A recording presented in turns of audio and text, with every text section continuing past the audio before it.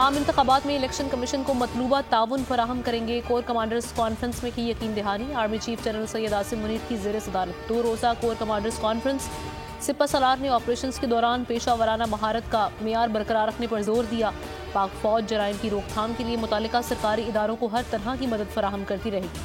Forum ने smuggling, money laundering, बिजली चोरी, जखीरा अंदोजी के खिलाफ कार्रवाइयों का जामे जायजा लिया।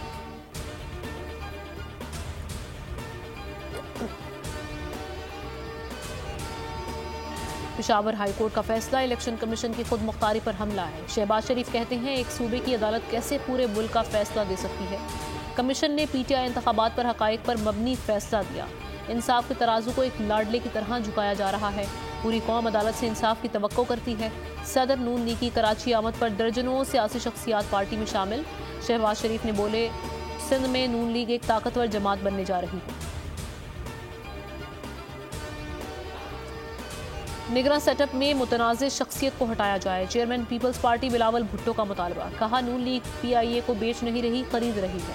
पीटीआई को अपने किए पर माफ़ी मांगनी चाहिए। कागजात नामजदगी छीनने का काम बिला वजह किया जा रहा है।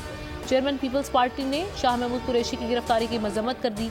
कहा, नहीं चाहते फिर कोई खिलाड़ी आए और किसी बुजदार को पंजाब पर मुसल्लत कर दे।